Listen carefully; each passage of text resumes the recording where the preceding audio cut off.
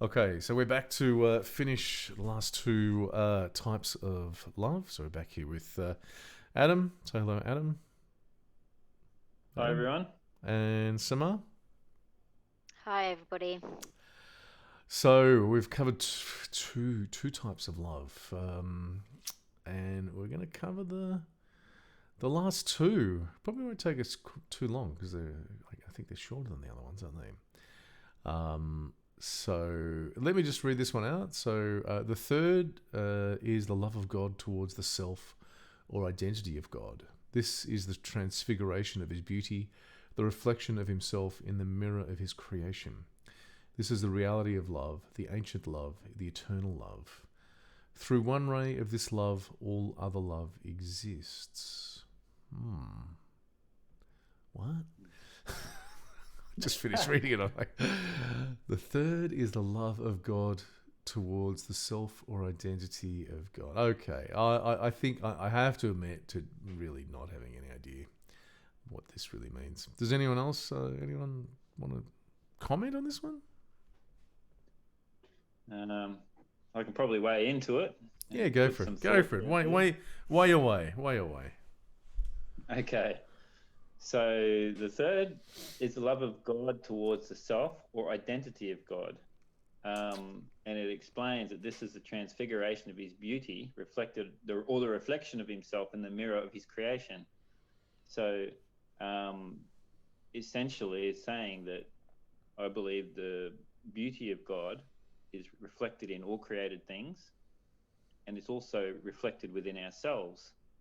And essentially, this is where all the love, if you like, that we know, it sort of springs from this. It's we actually we say something is lovely, we go, okay, God created all of this and is manifest within it, and that is what we actually find our love in. Even when we fall in love with other people, we fall in love with those attributes, those qualities that are reflected in the other person. um, it brings to mind a quote of Albert Einstein. They asked him, what drove him to study physics, and he said, I want to know God's thoughts. So for him, he could see God reflected in the atoms of creation, and he wanted to understand that. That was for him incredibly beautiful. Hmm. Right. Okay. Samar, have you got anything to any thoughts about this one? This really stumped me. My reaction was like yours too. I'm like, what? Almost need to Hmm. reread this a number of times to really get it. But Hmm. I'm almost like, thanks, Adam. You've explained it so beautifully. But one line really stands out for me is this. I've always been on this quest of what is love, and I love how at the end it says this is the reality of love. This reflection of God in the mirror of His creation of in us, really. So, yeah, it kind of helped me to understand another dimension of love that when we're trying to find love and seek for love, let's look in each other. Hmm. Yes, he's reflected inside. His reality is within all of us, and that is what we fall in love with ultimately. Hmm. Mm, yes. Yes. This is one of those potentially mystical ones, though, isn't it? As well. I mean, the more you think about it, the more it kind of is somewhat confounding what it might what it means, I guess. You can read it and just sort of take it at face value, but when you start thinking about the world and creation and people and how it relates to all that, that's when things start getting interesting. Interesting.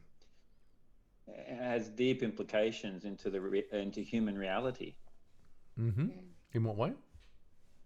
Well, what are we, and what is our capacity to say that um, the third love is the love of God towards the self or identity of God, And it says that this is the transfiguration of his beauty reflected, the reflection of himself in the mirror of his creation. So it's almost like within, we are that mirror of his creation, and he is reflected within us. So what are we? What is our limitation and capability? True. I guess the question is, so it's easy to read that at at an abstract level, but we live in the real world. What does it mean in reality? What does it mean for us living day to day? They're high-minded sort of beautiful words, but how does this impact us? Driving the car to work in the morning, or sitting down watching TV in the evening. I mean, there's, what is it? The sublime and the meets the banal. So this is the sublime being described here. But I mean, really, you think day to day, what day to day life, like how does this fit with day to day life of surviving, living, getting up in the morning, and doing what we do, and losing our temper, and getting frustrated, and just living and being, and all this sort of stuff. I mean, I guess that's one of the challenges, the sublime versus the banal, the gritty reality of existence. I think it also indicates that for the most part we are ignorant of our own essence. Otherwise it would be self-evident within us. We'd go, wow, we'd be able to look into us and see this beauty reflected, but that's just not the case. There may be people who you can say have achieved that, but for the most part we go about life ignorant of that. So it appears that it's there, but not self-evident. And we ourselves then, if it's true, need to find it. I guess this is where we'd have to really do a lot of self-reflection and mindfulness to bring that reality about. And then, bringing it down to our every day-to-day activities, being mindful, for example, when we are driving in the car and someone cuts us off after having been locked down for so long, and then everyone's out and about, to be mindful of our actions and the way we behave, and so that it is a reflection of his beauty, of God's beauty. Yes, I must admit, I'm not often aware of being a reflection of God's beauty, personally. I hate to say. Yes. But it's an ever-evolving thing, right? I mean, I'm not either. I don't think any of us can say we are all the time. But this is where the reflection comes into being, and the mindfulness, and just it's a forever, what do you call it? It's a constant battle that we face, being humans, and falling into this trap and just being mindful and practicing. It's a constant practice, I suppose.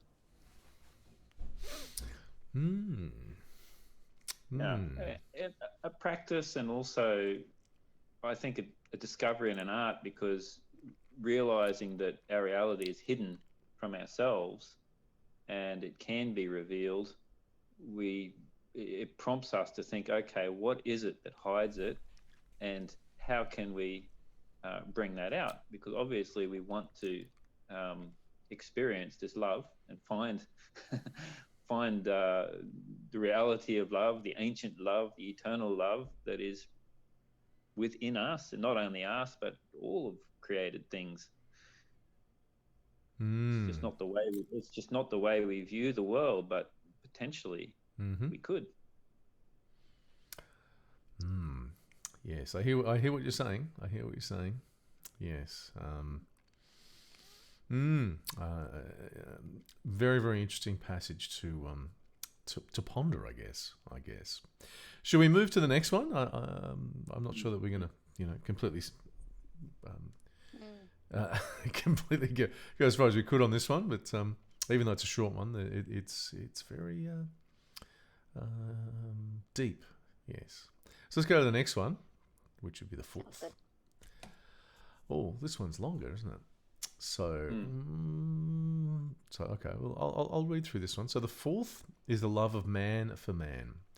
The love which exists between the hearts of believers is prompted by the ideal of the unity of spirits.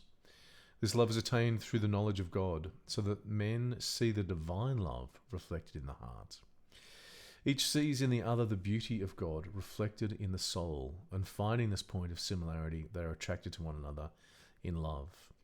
This love will make all men the waves of one sea. This love will make them all the stars of one heaven and the fruits of one tree. This love will bring the realization of true accord, the foundation of real unity. Wow, that's pretty impressive. So the love of man for man. Just before we go into this one, let me just very quickly go back to so the first one is the love that flows from God to man. Okay, we've covered that one. The second one is the love that flows from man to God. Okay. The third one is the love of God towards the self or identity of God, which we've just talked about. And the fourth one is the love of man for man. Right. Okay. So what does this mean?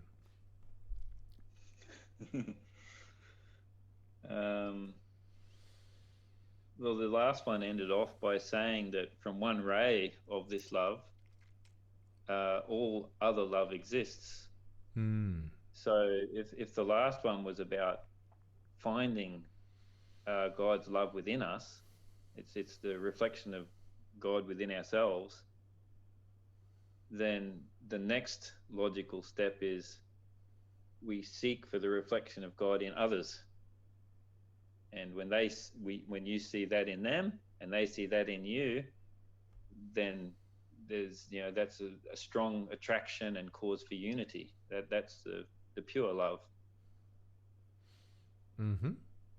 So it's almost like people fall in love. I fell in love with that person. It's like, well, wait a minute. If I fall in love with the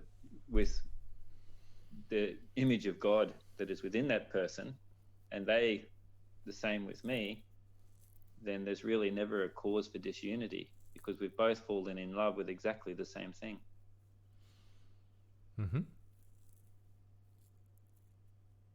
But this love that you're talking about, Adam, I feel that it goes on to the next line. It talks about this love is attained through the knowledge of God. So we really need to have this understanding, otherwise we really cannot see this spirit of unity, I suppose, to love the other person, to know that they are a reflection of God, or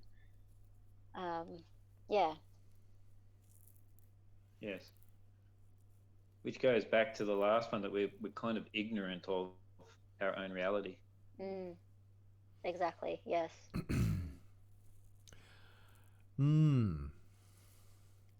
Yes. So this is a very interesting one, and I think the difference between this one maybe is that we're probably all in some way familiar with this, because this talks about a human being's love for another human being. So, given that we're all human beings, we can probably relate to this one far better than the others, perhaps. Yeah, but I guess there's quite a few things going through my mind when I'm sort of reading through this, and I think there've been times that I've experienced where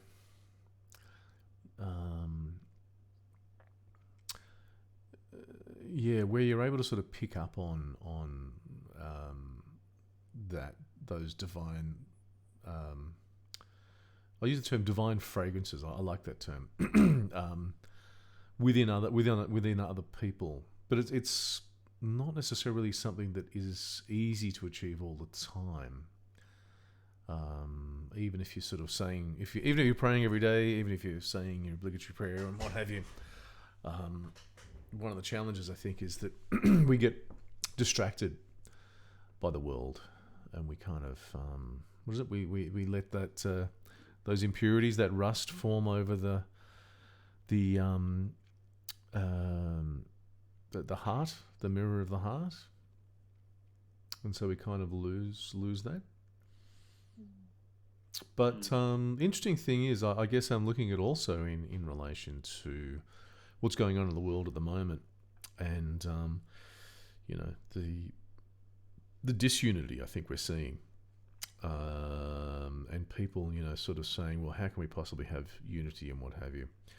And I think this is telling us how, and we need to get to this point where even our day-to-day lives, we're still reflecting the beauty of God. So we achieve that unity. But that takes a bit, doesn't it? It does, and I think as a prerequisite for being able to do that, we first need to see it within ourselves. Because if we can see it within ourselves, it becomes then possible to see it within others. And then once that happens, even the most horrible person you can love. Could I? Samar, yeah. I was just going to say, could that potentially become an obstacle and go back to having so much self-love that self-love that you can't, yeah, that you can't see it in the other person, and then takes over and it becomes like a veil, an obstacle. Because of course there's a difference between self-love, love of self, yeah. So there's selfishness, self-centeredness, love of the ego, love of the self, compared to, I mean, yeah, reflecting the reality of God is a different thing. I mean, that takes humility, doesn't it? It does. Yeah. Not that I think necessarily what you're saying was incorrect, but it's just you need to see it in the correct way, because ego inflation is not the way to achieve this. To be a celebrity, perhaps, where everyone's telling you how wonderful you are. I think so. That's probably one of the most challenging things in the world is to be, like a successful celebrity, where everyone's just telling you that you're amazing. And I think it probably, unfortunately, leads to a lot of people believing what people are telling them, and kind of losing that humility and losing that ability to truly reflect the beauty of God, because that really does take selflessness. Am I right? Well, so then the ego wouldn't creep in. Well, I mean, we're all tested though, aren't we? Yeah, it's always there. Yeah, and we can get That's to what these. I mean. Yeah, we can get to these states, and in fact, I think actually, Adam, in sort of to talk to what you were saying before, I think sometimes we're unaware of the state that we are perhaps in, relative maybe to other people, or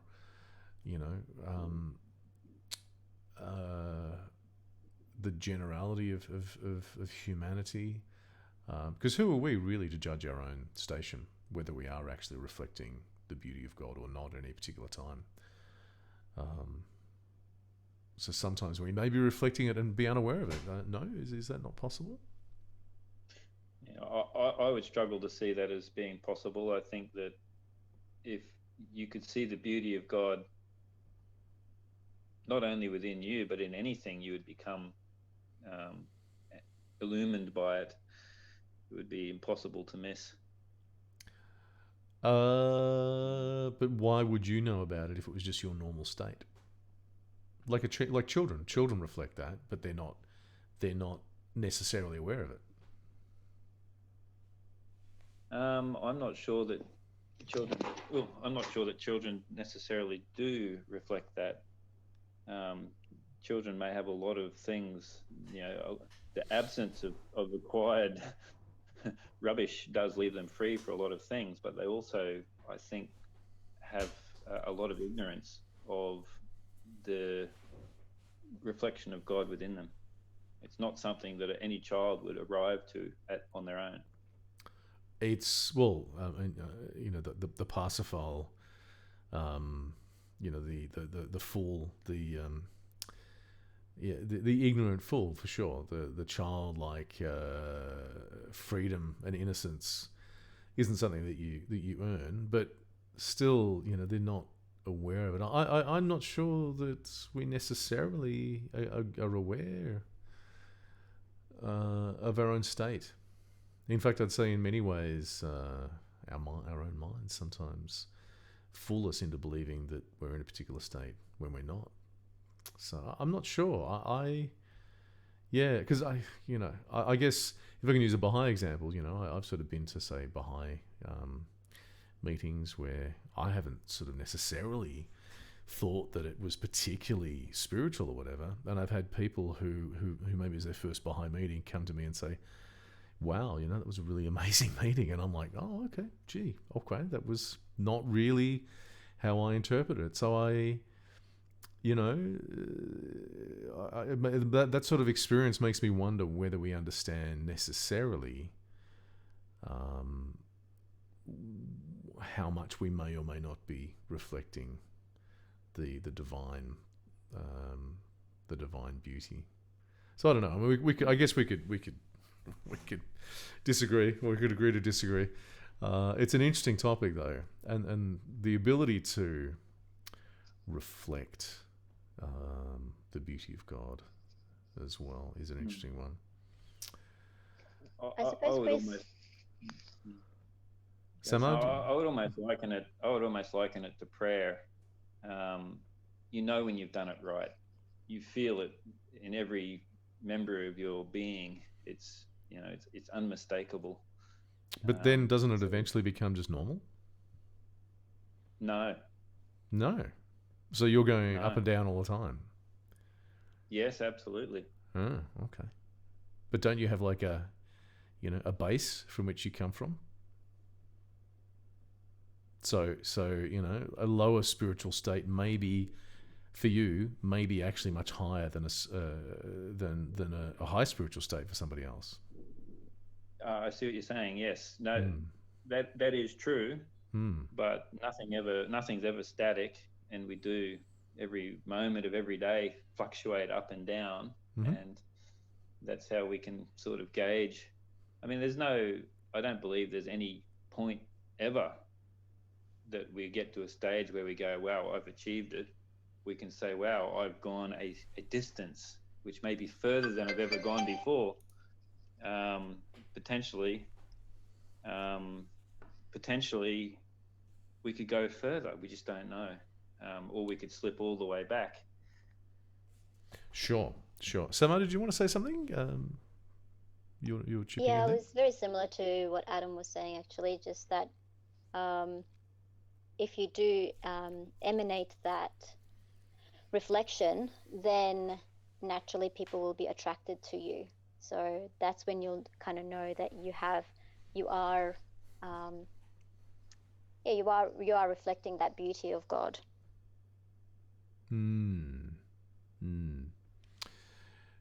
Yeah, potentially.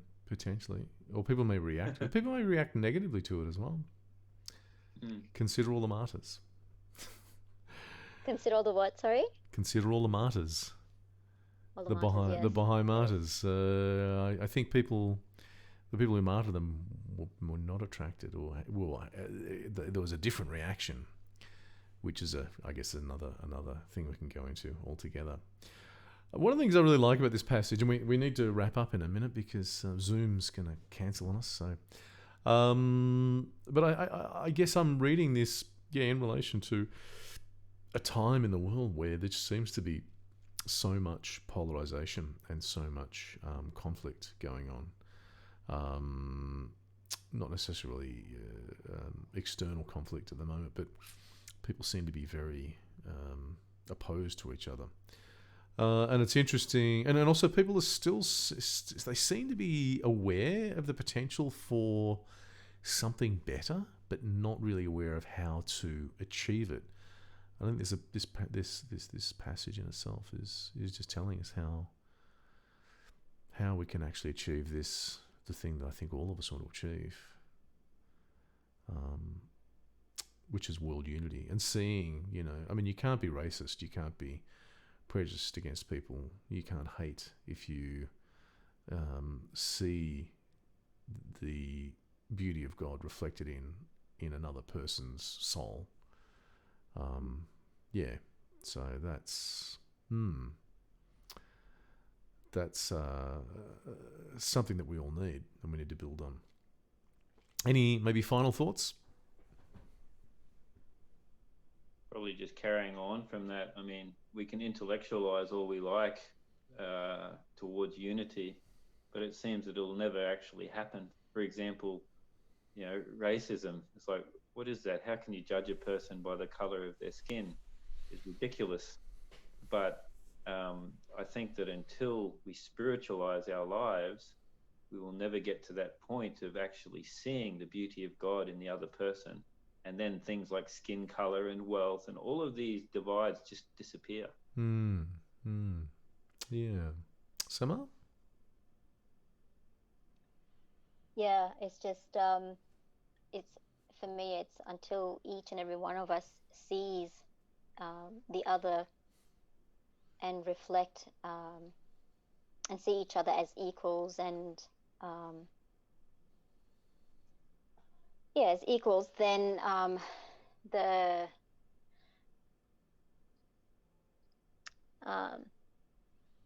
we won't really be able to love each other then. And that really is the base and the foundation of bringing about unity. Very true. Okay. So, I think we've answered all those questions, haven't we?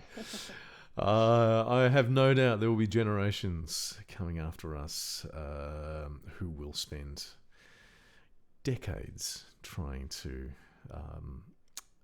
understand further these writings. So we've spent a little bit of time today just understanding things a little bit deeper. So the 4 types of love there.